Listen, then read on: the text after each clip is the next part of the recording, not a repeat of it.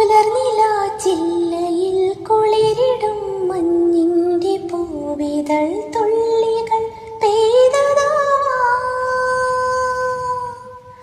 അലയുമീ തെന്നലിൻ കരളിലെ സന്ധ്യകൾ അലസമായി കൈവിരൽ ചേർത്തതാവാം.